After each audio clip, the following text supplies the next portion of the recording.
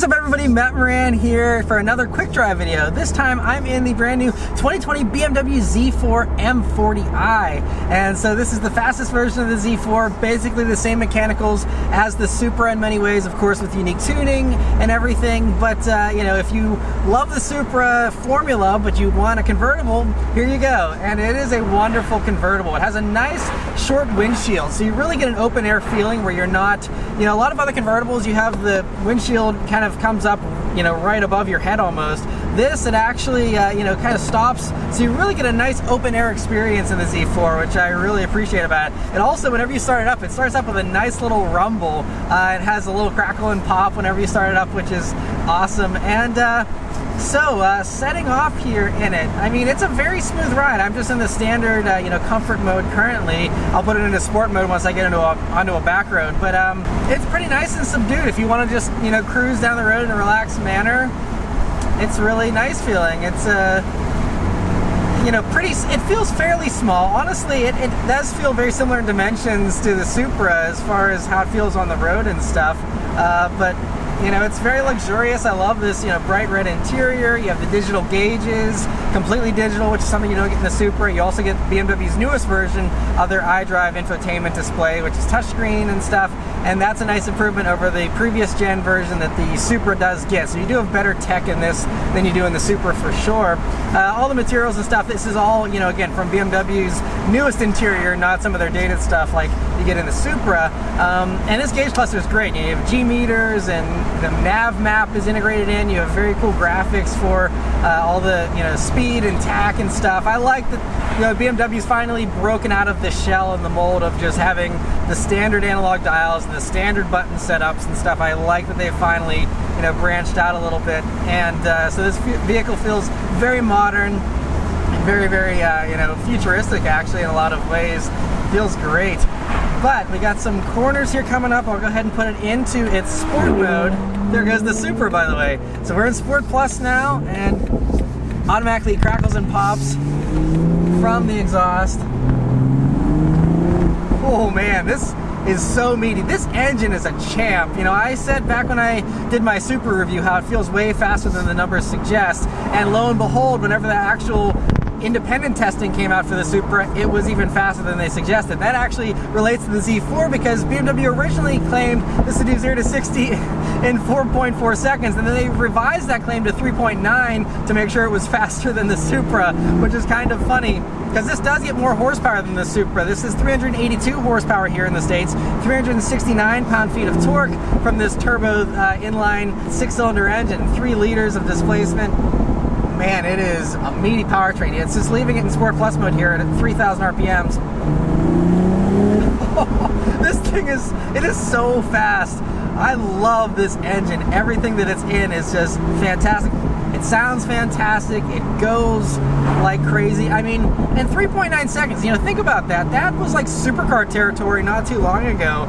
And now you're getting it out of BMW's, you know, the smallest little sports car. And in my opinion, you know, I've driven some of the bigger, heavier stuff, some of the older stuff. I haven't done the new M8 or anything like that. But for me, you know, I'm really glad that they did do a new Z4 because they weren't planning on it until Toyota wanted to do this partnership with them.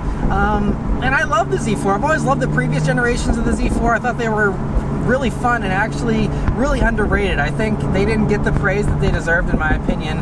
And so I'm really glad they did a new one here because this is really fantastic. Steering, I will say, feels a little different than the Supra, but and I wish there was a little bit more feeling through it. That is one thing. You know, it has a decent weight to it, just not a ton of feel. But this vehicle also, it feels a little weighty, similar to the Supra, you know, but not too bad. I think it handles its weight very well, you know. It's, I think about 34.50 for the weight, and as we're going around a couple of tight corners here, this is a pretty narrow road, so I can't go too fast or anything, but it feels pretty flat.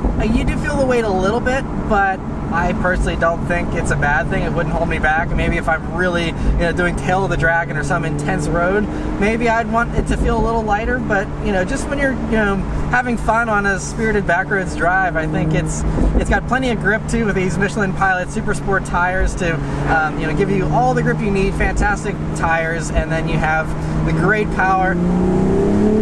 And and most importantly, the great sound. Because nowadays with the Porsche Boxster, its main rival, you don't get, you know, these kinds of good sounds anymore. You know, that's a Turbo 4, which is fine, but that sounds way better. Even just whenever you're at low RPMs, it sounds better. And then, oh, and you get some turbo sounds too.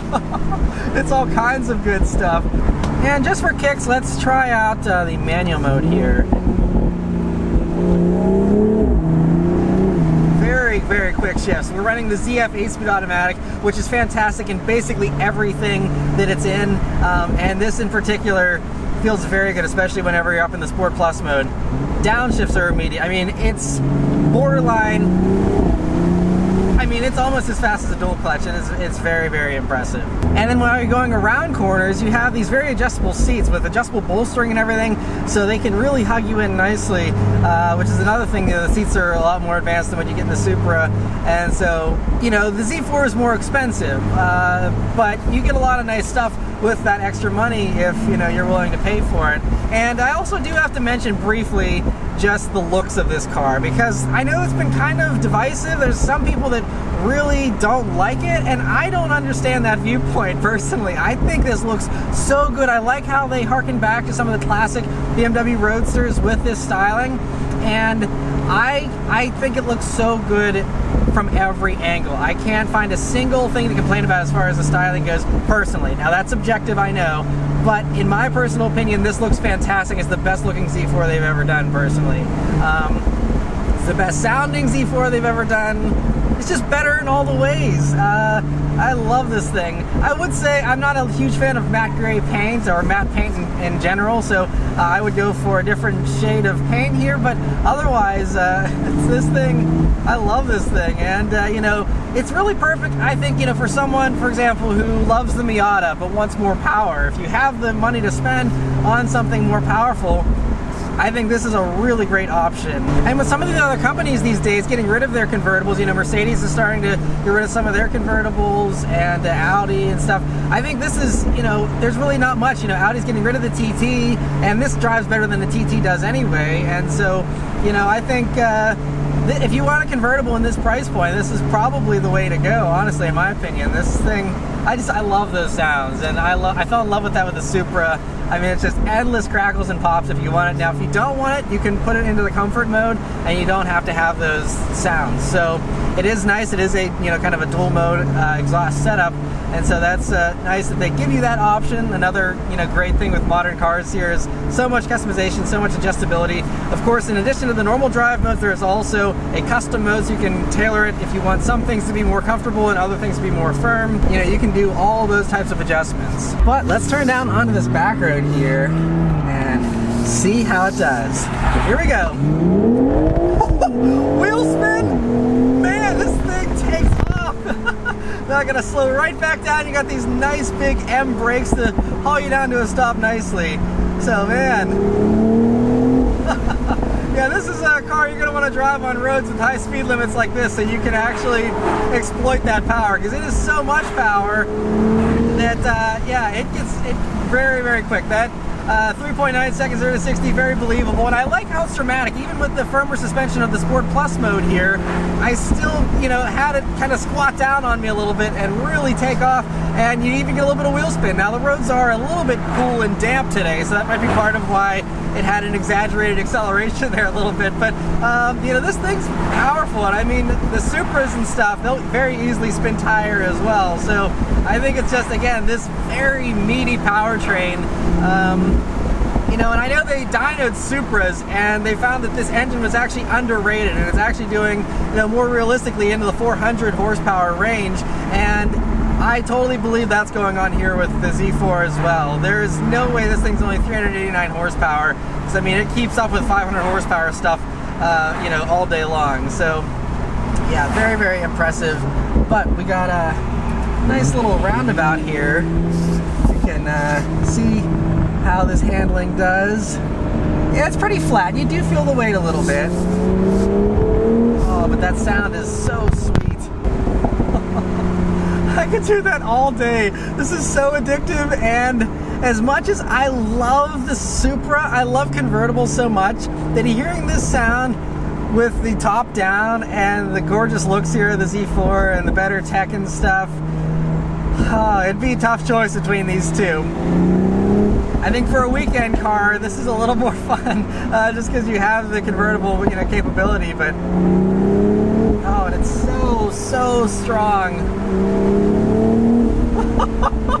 Oh yeah, oh man, this is fantastic. I wish I had more than like 20 minutes with it here. I'd love to spend a week with this thing. It'd be glorious. But even in just the little bit of time I have with it here, it makes for such a special drive. You have this extra sound, you have obviously the convertible capability, you have just so much power. Everything about this is just so much fun. Honestly, it's so much power though. If you're not a speed demon, I would say you could probably even go for the lower trim version. There's the S3.0 version you can get, and that just runs a 2-liter 4-cylinder engine with like 255 horsepower, and it's a little bit lighter, of course, since you have a smaller engine too. And honestly, that might be enough power. I'd be very curious to drive one of those. But that would even be a nice step up over something like a Miata, obviously at a much higher price point than the Miata still. If you do want the ultimate thing though, and you only get that great sound with this M40i version, this would be the way to go if you can afford it for sure. It is just such a sweet sound, even at low RPMs. And then all you gotta do is just stomp on it. Oh man, I love this thing so much. So anyway, huge thanks to BMW for providing this vehicle here for the WAPA Rally 2019. It is, this is the only thing they brought, and this is the only thing they need to bring. Best BMW I've driven in a long time, in my opinion. So much fun. Right up there with the M2 as just being fantastic driver's cars, in my opinion. So anyway, thank you guys very much for watching. Let me know your thoughts on the Z4 M40i in the comments below, and I'll see you guys on the next one. Take care.